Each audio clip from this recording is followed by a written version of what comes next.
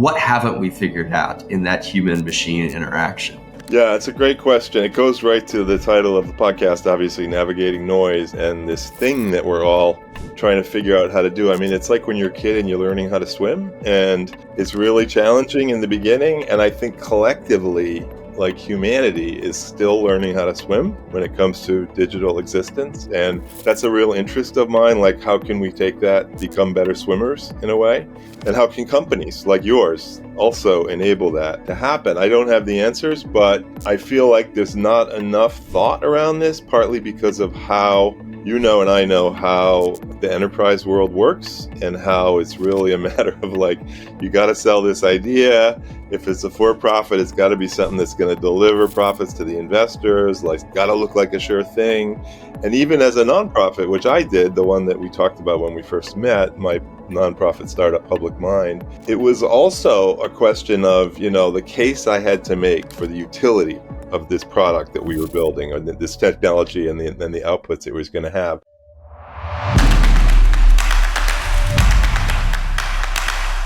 Bill, welcome to Navigating Noise podcast. It's really a pleasure to get to talk to you again here. We met, I think, several years ago when we were both in the midst of launching companies of pretty different varieties, but still trying to use a lot of new natural language processing techniques to understand the public sentiment and what's going on. Would you tell us a little bit about your journey, also just your background? That'd be super helpful, I think, for our listeners. Sure. Well, thank you. First, I'm thrilled to be here, Jonathan. It's great to see you again. And these are topics I love talking about, so I'm glad we're doing this. So my background is I had, let's say, the first half of my career as a journalist, mostly in Washington, the Washington Post and a few other outlets.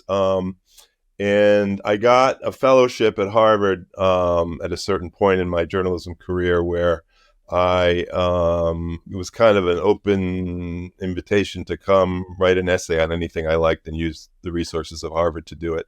And I decided to look at the predictions that paper as a medium was going out of business any day now. People were saying back then, which was 2006, we won't have paper, and people were saying 10 years, no more books, whatever.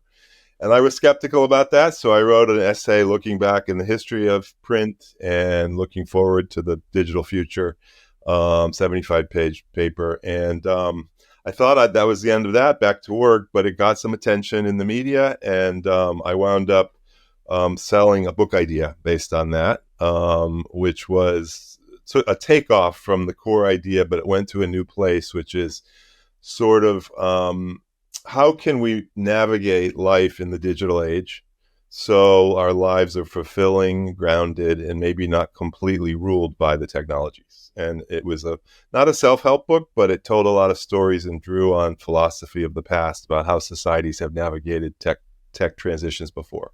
It was called Hamlet's BlackBerry, and it did well in the marketplace, and it led to a bunch of other career things, but most interestingly for me, I was invited into the tech world to begin working with folks, first at an MIT startup in Cambridge, Mass, and then at MIT itself as a research scientist, where I spent 5 years working on a lot of social media, kind of making social media better projects. And I later left MIT with an MIT professor who was appointed the head of a new center at one of the Max Planck Institutes in Germany called the Center for Humans and Machines. And I still have a visiting scholar appointment there and work with them on lots of projects. So that's sort of my journey thus far. And I'm still interested in this question of kind of the human experience element of digital life and aspects of it that we clearly have not gotten right yet.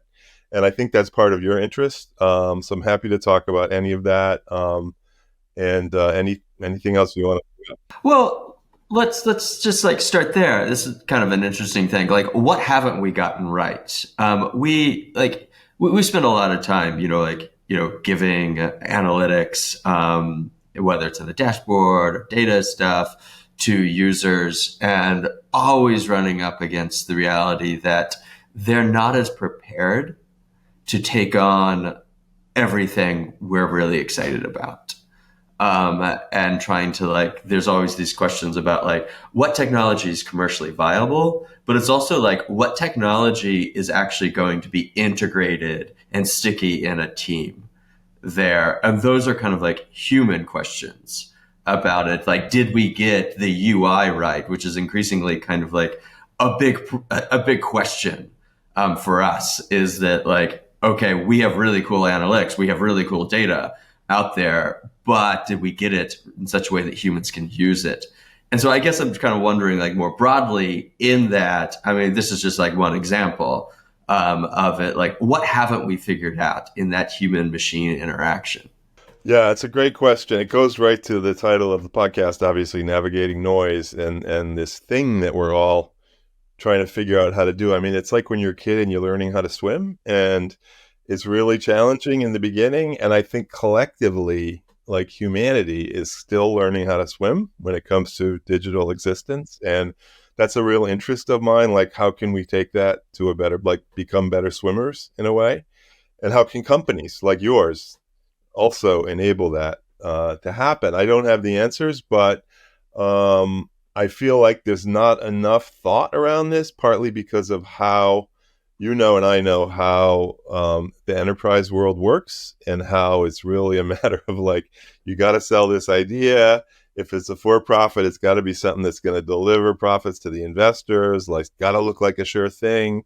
And even as a nonprofit, which I did, the one that we talked about when we first met, my nonprofit startup, Public Mind, it was also a question of, you know, the case I had to make for the utility of this product that we were building, or this technology, and the outputs it was going to have. So there's this kind of practical, real world base of everything, which makes sense. That's how humans have always had to navigate.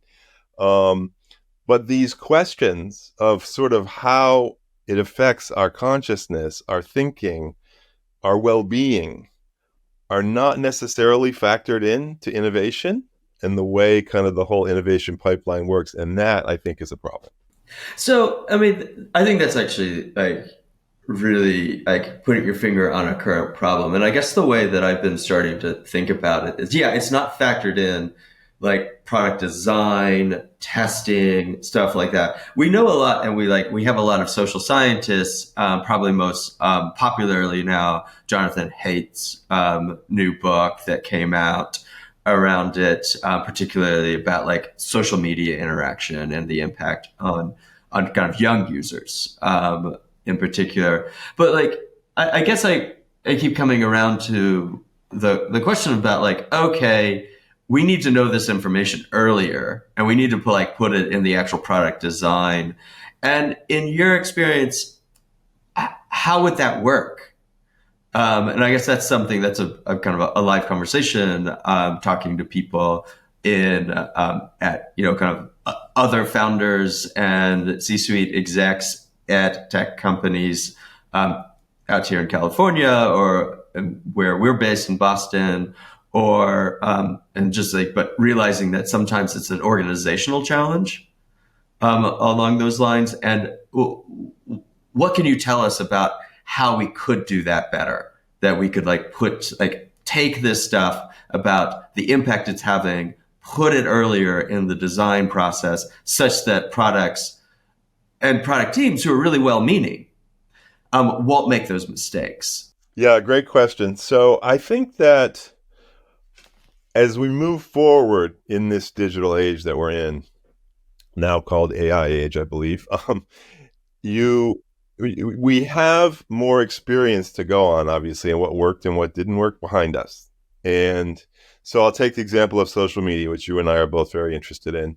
There are all these platforms that have been around quite a while now, Facebook and Twitter in particular, in terms of US-based platforms, that we now see on two levels the flaws in them. One level is just for the user, what the users are getting out of it, the user experience, the frustrations that come with those two and other existing platforms.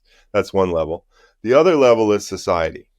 What has the impact been on society collectively? And of course, Facebook and Twitter, Facebook most notoriously, have had impacts on politics in the US that are in many cases very regrettable and deleterious effects that ideally, as we move forward and new platforms emerge, these being effectively the new public square, these kinds of platforms, they really matter.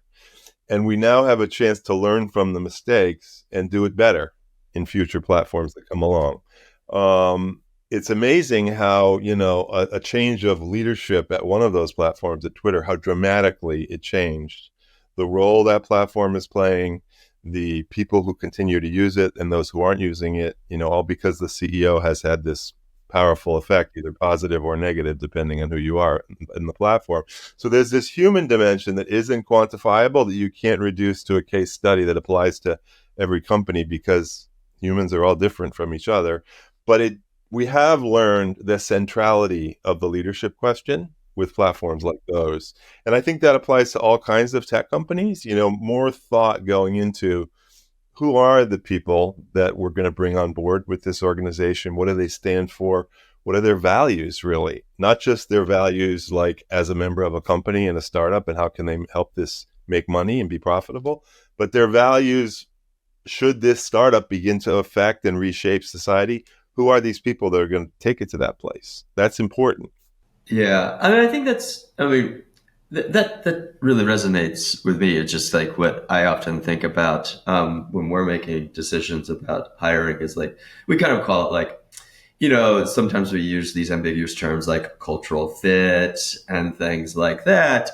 But often I think what we're trying to drive at is, do we trust these people to make wise decisions in moments? And that doesn't mean like, do we trust that they will never make the wrong decision?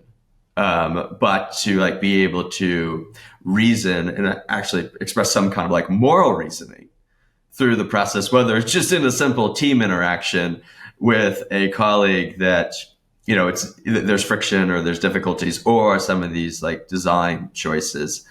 But it's super hard to figure that out.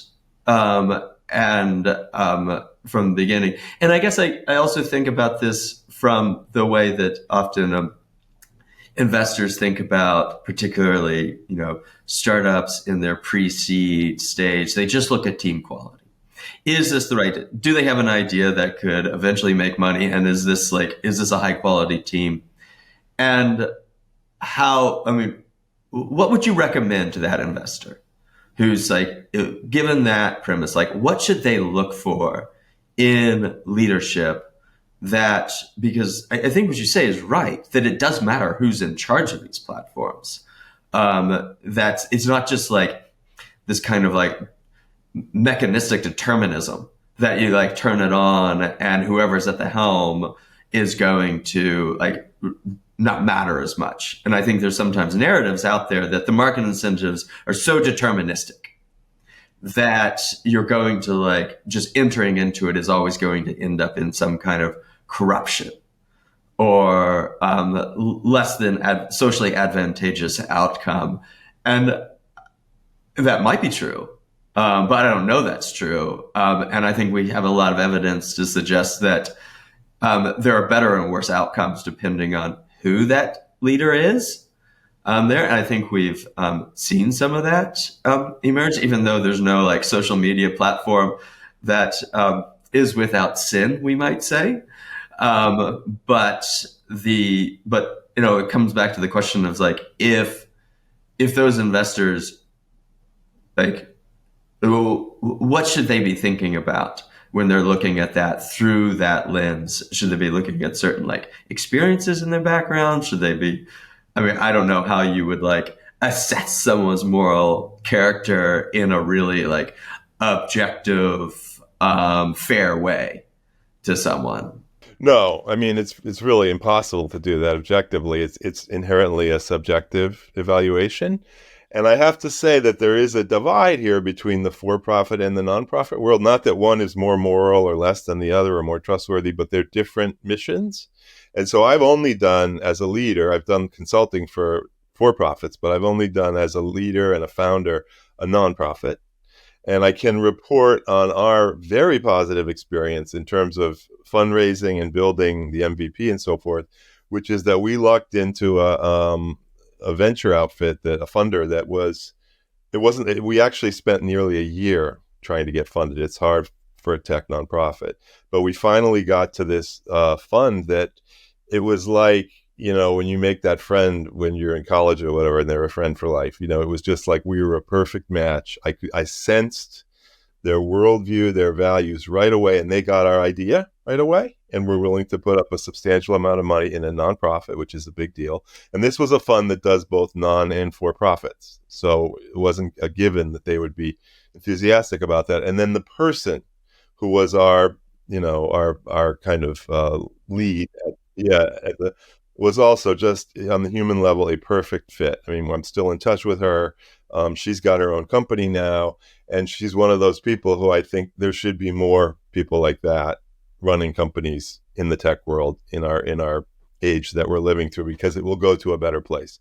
So it's kind of like the quality of a person, the fiber of a person that you sense, I think should matter to everyone doing a startup. Now, of course, as I said, we had a long haul trying to get funded, and when you get someone who's interested, you want whoever says yes, you'll go with them, obviously.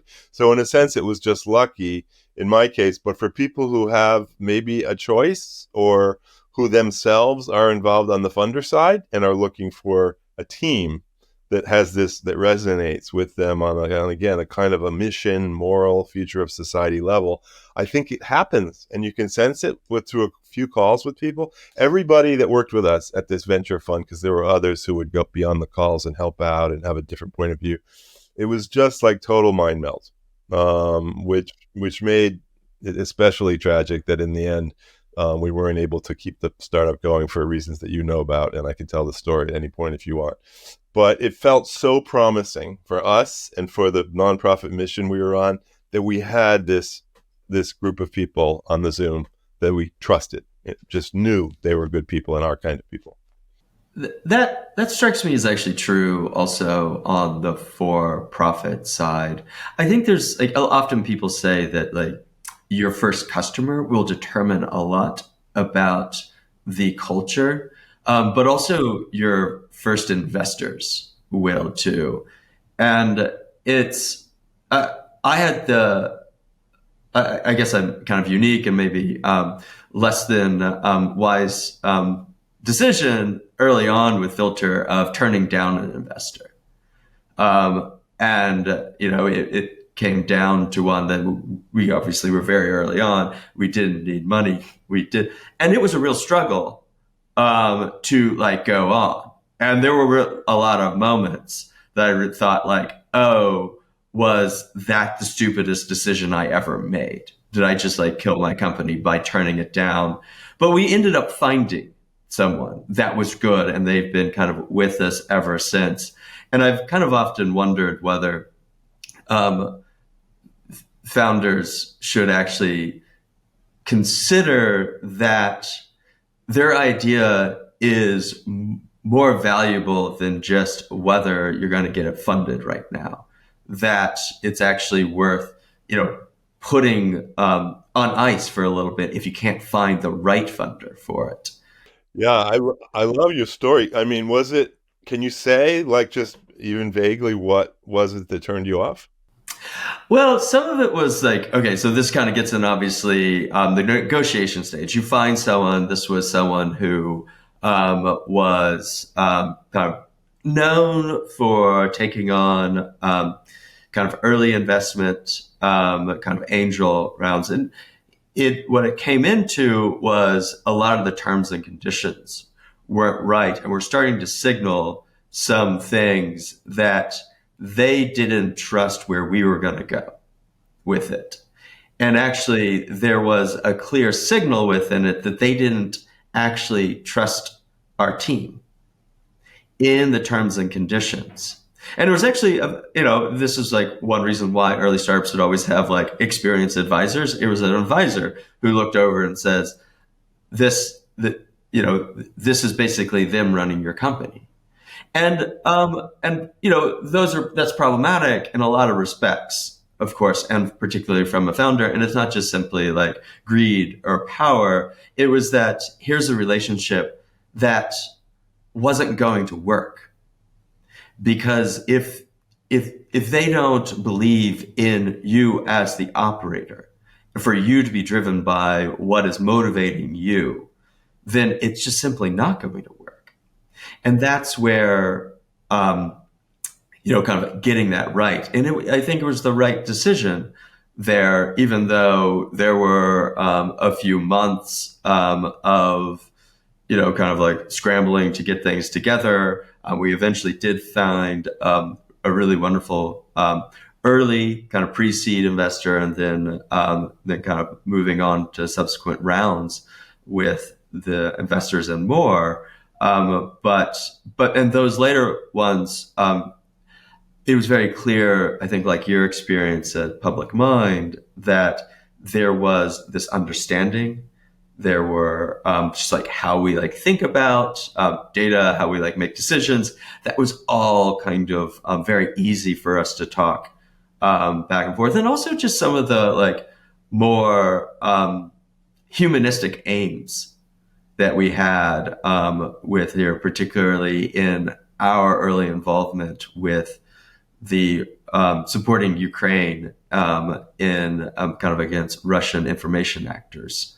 On that they were super supportive of that, and letting us kind of like experiment in this context where we could also do some good. And having an investor that allowed that was actually really critical for us to happen on to something that was genuinely new and unique and could really scale well. Right. I would say that I remember that I was impressed when I met you and you told me about the company, that you were also doing something really new, this on the ground listening more for a sense of social discourse and opinion and so forth. Whereas I was in the kind of the classic Twitter level that had been established and was a known thing. So you had this original idea that probably was a factor in people coming your way to fund you and being willing to take the plunge as they did. Because really, I hadn't seen anybody doing what you were doing till I met you. I mean, it was really amazed me. Yeah, I think we were I think we were really fortunate to find and be able to like build some kind of solution in a new way to find community discourse. And that's super exciting, and I think that's still like our like unique advantage there. But it's actually kind of something I've been thinking about and was wanting to get your sense, is that I've talked to more and more people, and they keep kind of saying something like the internet has changed. Where public conversations happen, sometimes the term of art here is the inshitification of the internet, which is often just referring to what's going on in social media. And I guess I'd be interested in your take about, where do interesting conversations take place now?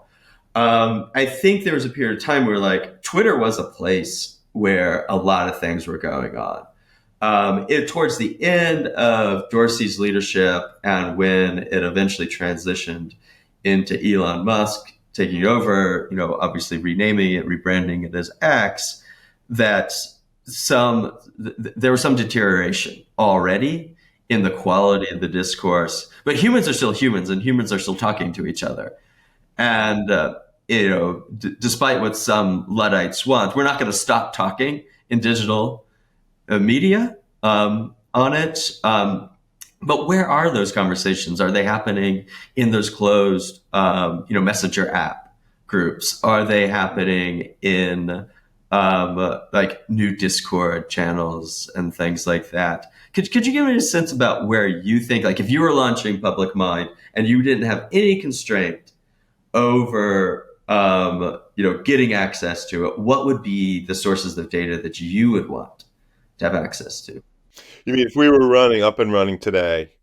And yeah, I would be in a tough spot because we went into it, and for almost the entire life of the startup, including building and finishing the MVP, which we did in collaboration with a team at USC who became kind of our partner. We were very clear on Twitter is the new public square, and very impressed by what Dorsey had built. I had some dealings with him when I was at MIT, and I kind of got from my brief meetings with the person how it had become what it was and how impressive it was. It seemed like a majority of heads of state from around the world were on Twitter, as well as, the guy next door that I mean, it was an incredible range of humanity on there having a conversation. And so we were pretty optimistic about that being our first. I also knew how to do Twitter analytics. So that was going to be our first platform. And then we were going to add things afterwards. But what's happened is, and I'm not, now pointing the finger at Elon Musk and saying you ruined a great thing single-handedly. A lot of other people have joined him on Twitter. It's a whole new feeling to the platform now, which it's gone to, I think, a narrower place in terms of the types of people who use it, what they see it's all about. It doesn't have that feeling of global public square in the way that the physical public squares of the past were, which is open, welcoming, relatively civil always, or most of the time. So it's different now, and I think that what we might be headed towards, one of the problems Twitter had was it got so big that it's very hard to keep something so big and so kind of porous where it's easy for anyone to come in, including bad actors, and kind of wreak their will on the thing.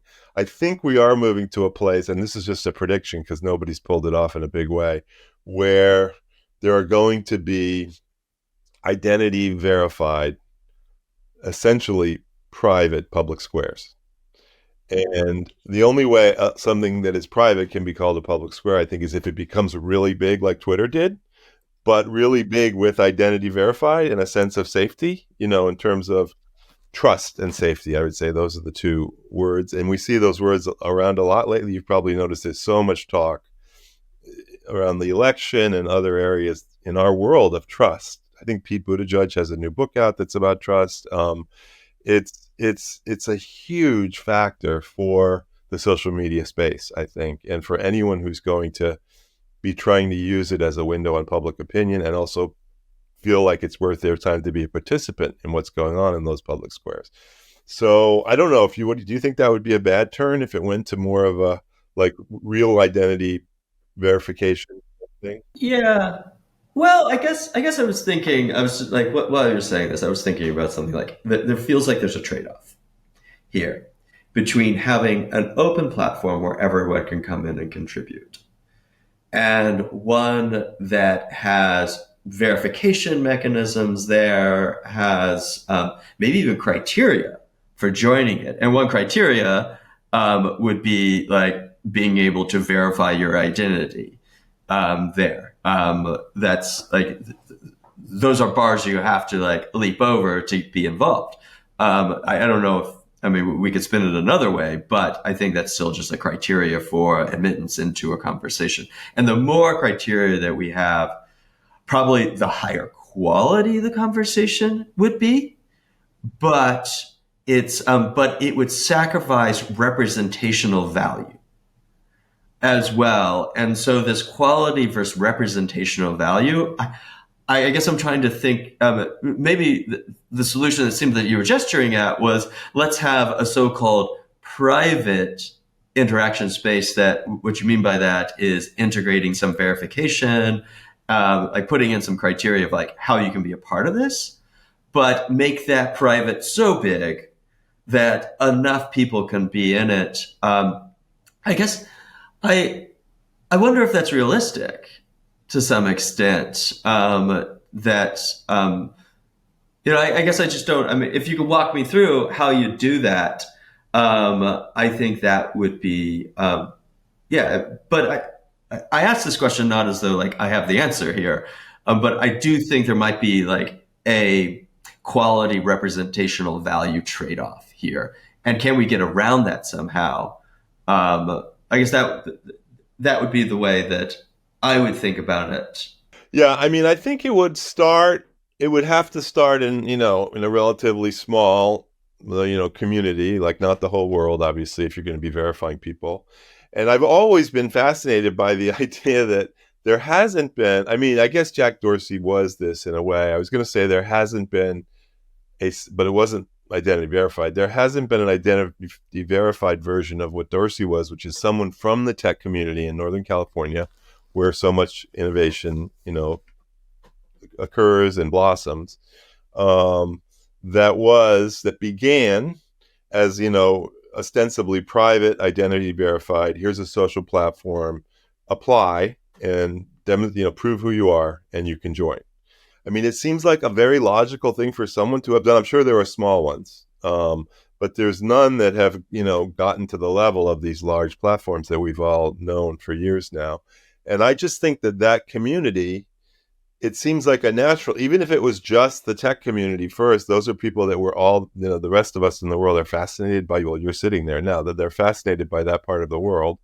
Um, and that it might be a community that would have unusual appeal for the rest of the world to be noticing and thinking, gee, when they really open this up to broader things, I would apply to join. And then it perhaps would grow that way. It would have to start somewhere that's a real community and be strong there, and then go bigger places. That's my thought. Yeah, I mean, to some extent, there is an example out there of it, and it's Facebook. One of the criteria was basically you had an email address from one of these colleges that were a part of it, but the incentives for Facebook were ever expanded user base. And that was probably their, obviously I've never worked there and likely never will. So I'll never know the story about like what are their like true KPIs that they're tracking. But it seemed from the outside that one of them was growing the number of users on their platform, and the business models get kind of wrapped around that a little bit to say that, so what's the business model? And this, maybe let's return back to that for-profit, nonprofit discussion. What's the business model that makes this work? Is there a for-profit business model that makes it work? And if so, is it something other than ad-driven revenue? Or do we need to start to think about nonprofit kind of investment in this or ownership of it? But there's obviously some efforts to do that. There's been some governance innovation, particularly at OpenAI, that more or less hasn't gone as planned. Or I can't see that this was their plan. But what would make that work? Because I think you're right that it's not impossible to conceive of. But there's a lot of things that you can conceive of, but the incentives are structured in such a way that it's unlikely to come about. Yeah, I mean, there are models in other areas of media that are ad-based, where it's not the same kind of ad-based revenue model that Twitter and Facebook have now, which is very, all over the map kinds of ads you might come across, often annoying, blah, blah, blah. I'm thinking of like a magazine like The Atlantic, which has, this particular level of, really tasteful, speaking to a certain kind of audience ads. Would something like that work for a nonprofit platform that at least starts out with people who are kind of like the readers of The Atlantic and The New Yorker, just as a place to start? So it's not the ad model that you and I kind of cringe to think about, I think. But it's also not, I think it would be very hard to have a nonprofit platform where you can have this sustainable support going forward for a long time. That would be really tough. And it's hard to have a for-profit platform that doesn't have a really, really well thought out, feels like a fresh ad model. I think that could, we're all not just targets of advertisement. We're kind of critics of advertising because we've all spent our lives being surrounded by ads. And if someone did it really well, and it felt like ads that are like, oh yeah, those kinds of ads they have on that platform, I like those ads. I mean, there are, media outlets that have that already. And maybe there's a way to pull that off and have it be part of the appeal. having done a nonprofit or in the, short lived, but having been CEO of a nonprofit in the social media space, I know how hard it is to make that sell because funders are very rightly in many ways they're very skeptical of the whole space because it feels like dangerous, chaotic, blah blah blah. Yeah, I mean, I think you're right that there's like it's kind of a pipe dream to think that there's going to be some nonprofit platform out there. Just the sheer amount of capital that's required.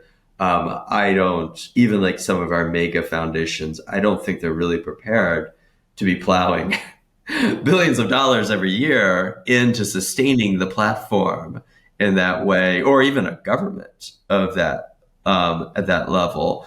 The, no one would ultimately see it worth their time, and treasure over it. But like, what do you think there's a role for nonprofits in influencing the direction of AI development, or just generally, particularly thinking about like, okay, a lot of things that we now call AI is not social media, even though there's a lot of machine learning, um, embedded in that, and they are some of the AI leaders here. But like, what role do nonprofit organizations, whether that's like philanthropies, foundations, or companies like who wanted to like do like analytics of it. Whether that's you still have a lot of these groups out there who do mis and disinformation tracking as nonprofits. Yeah, we had that as part of our model at Public Mind. Yeah, that was part of it. Yeah. So, like, what role going forward do you think, particularly based upon your experience there at Public Mind, that you would recommend to that whole sector who wants to add value, who wants to improve the digital experience, we might say?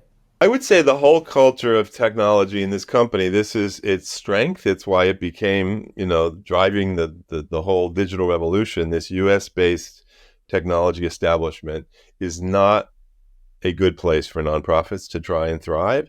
And the example that's sort of the most extreme in a way is the one that did thrive, which is OpenAI, is now moving away from nonprofit. I mean, they had to have been the richest for profit, in generations that got that far, and yet somehow it couldn't be sustained because it is intrinsically a culture and an ecosystem that is driven by for-profit outlook and objectives and models, and it's like this completely foreign thing that when you do it, you're grafting it onto something that it almost is like another universe in the way the for-profit world thinks versus nonprofit. And in a way, it made perfect sense that that would happen to OpenAI because that's the kind of tech culture we have.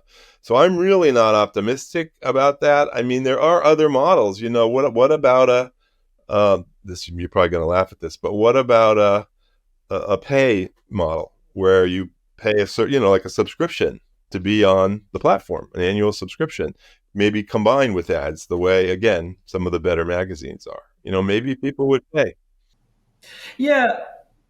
No, I don't think that's like completely ridiculous. I don't know how big the market is on it. And I was talking to someone just this last week about the changing shape of like the internet as we know it, and the ways in which like Filter Labs is like positioned to kind of see like the fragmentation and like try to keep like using our special technology there.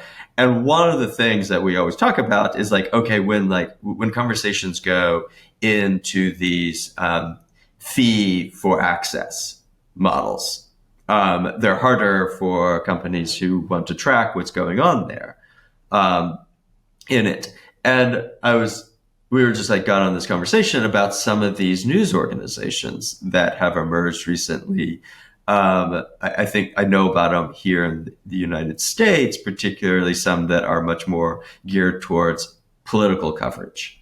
And subscription They model, you're saying. Yeah, the subscription model, Punchbowl News, that really focused on Capitol Hill, but you pay this annual subscription, and there are events and all these other things there. But you're like, but it is like reimagining something that it seemed like the news media industry was moving towards, like this, assumption that they had to give away so much content for free to actually get people in the door there. And there are other examples outside of Punch Bowl that are like doing well. But I mean, so it's not, but how big can Punch Bowl get is the question here. Obviously, Punch Bowl is this really like super niche thing that only like real like DC geeks are going to like want to know what's going on there. And so maybe like a different topic that's broader is going to be there. But I guess that's the limitation, and that's kind of like where it comes into like if you have something small, it's going to be harder to fund there. Thinking about like Kevin Driscoll's book about like the prehistory of social media, and he kind of called at the end to have these like recapture those kind of those pre-social media forums, and kind of kind of exchange experiences that were more like where they were decentralized and they were all small and small and beautiful, but like who funds that?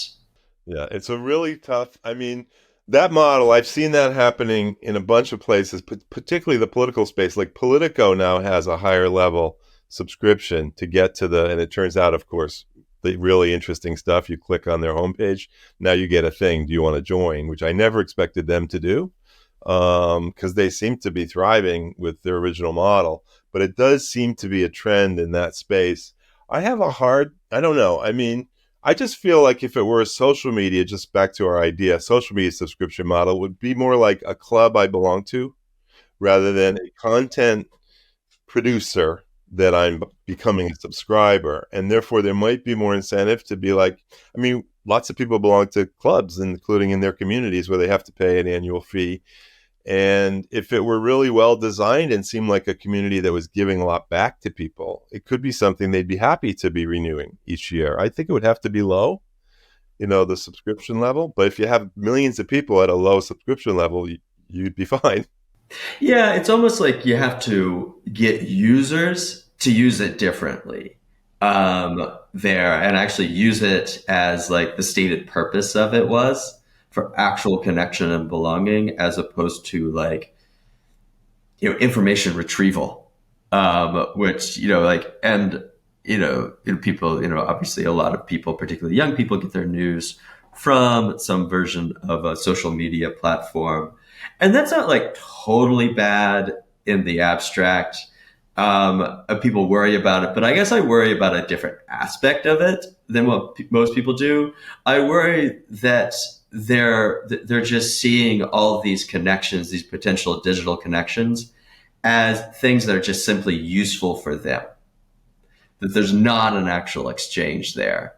Yeah, that goes to the LinkedIn model, which I've seen a lot of send ups lately of LinkedIn and how kind of like absurd the kind of the self promotion one has to do on there, or that's the whole point or whatever. And yeah, so it would have to be. I mean, that was just to not to be like the big Twitter fan, but Twitter felt like it wasn't that. It felt like it wasn't even about self promotion. It felt like it was really about discourse. Come one, come all. And I'm not saying there was an ethos to it, but there was something in the air that felt like that platform deserved at its prime the label public square more than anything we've had so far in the state. Can you tell us a little bit more, like now, about your experience there, about like what happened? Like, walk us through that. You launched Public Mind. You found these wonderful investors. You had a very talented technical team supporting you, and how like what went wrong on that front, or if that's how you would describe it. Yeah, I mean, well, what went wrong? Happily, it wasn't something that went wrong at our end. I mean, we were in we were halfway through finishing the MVP when Musk bought Twitter, which was the whole thing was built around Twitter as our first data source. And that's what I knew how to do. I had done it with a big project at MIT that had been successful. So I knew how to do Twitter analytics, and the team did. So we were finishing the system when Musk bought the company. And we thought, okay, that's fine. We already knew the price for nonprofits to buy data. We knew that we could handle that and so forth. And then as we were finishing, he raised the price for nonprofits by a factor of 10. And that was really the death blow to us because already, as we've discussed in this conversation, nonprofit fundraising is challenging. To add the 10x to a figure we'd already been shopping around, you know, and had people saying, yes, we're interested in supporting you. And then on top of that, have it be Elon Musk at the helm of the company that we're doing analytics on, which raises a lot of trust issues with people in philanthropy world. It was just a killer. It was just the death blow, really. And USC and we collaborated on a letter to Musk where we asked him, hand-delivered letter to him, where we asked him, if you will keep us at the current rate for a year, at the current nonprofit rate, we will figure out a way to raise the money to pay the higher price after a year. No reply. We never heard from him. So we tried. We kind of pulled out all the stops to make it work, and we just couldn't afford it and had to shut down. Yeah, I mean, it seems to go back to what you've already pointed out was, but add some nuance there to like, yes, it's like these people who are going to work with nonprofits, and also, correct me if I'm wrong, but I thought it was also like that price was for academic researchers as well. It was for It both. was the yeah nonprofit academic Yeah. researchers, and Mm-hmm. basically it made it impossible. I mean, we have a filter. A lot of researchers come to us regularly to ask for access to data, and we try to work with as many of them we can. It's being an early stage startup, there's kind of we have to be careful about spending too much time on these groups, but it kind of adds to this element of the actual business, the structure of pricing from some of these platforms matters tremendously there, and it's something that like a nonprofit context just will never really be able to. Um, they'll all be victim to like these pricing whims there. But I think like to step back here for a moment, the what we've been kind of talking about was like what are like the pathways to change so much. Like, I think there has been this idea that nonprofits, foundations, whether it's like Center for Humane Tech or some lesser known foundations, or even like research that I'm involved with at Harvard's Human Flourishing program on stuff related to kind of social impact of technology. What like there's this idea that we're going to try to like shift and change this. And I guess the question is just here towards the end, can you leave us with any like note of hope, particularly historically, where some form of technology did change for the better after some kind of whether it was new organizational model pressure, government intervention along those lines. And because I think there's something what we kind of need right now is something more like a sign of hope that all these efforts are going to bring about some positive change here. Yeah, well, I can offer some hope that is not like people running around today that I can point to and say, see what happened to them. That's going to happen to everybody. And it was good. And we're heading in that direction. But going back to my book, which came out, 14 years ago. So it's a little bit dated, but it covers the history of technology going back to ancient Greece when, the alphabet was the new technology and up to the 20th century. And every major tech revolution has had a rather lengthy initial period of difficulty. and of pushback from the humans of, wait a minute, this isn't working for me. I mean, Socrates was the big doubter about the alphabet. We have to stay away from the alphabet. And, the early days of the printing press, it was all about Bibles, and they were incredibly expensive to make, and it was excluding everybody who was interested in, well, wait a minute, this thing you're printing, couldn't we have that for everybody? And some people came up with that, how to do books cheaper on a smaller press, and it worked, and books took off, as sort of, in some ways, the foundation of civilization going forward was because of that shift.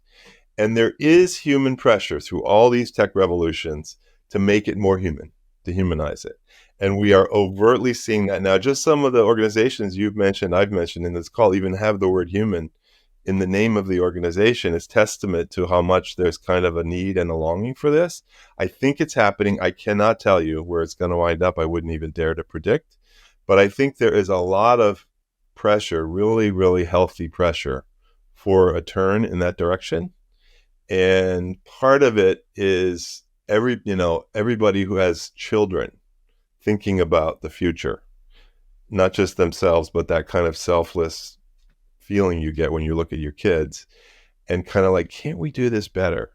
Put aside the profit margin, put aside these headlines, put aside all that you're seeing about this tech world, and realize, God, if we did this, it's already such a brilliant invention, this tech world we've built. Can't we make it more human?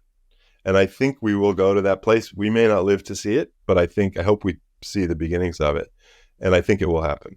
Well, that's a great final word on it. Thank you very much. Really enjoyed the conversation, Bill. This was a pleasure. Thank you, Jonathan. And how can people follow you or find you online here and kind of follow your stuff? Could you tell us this again?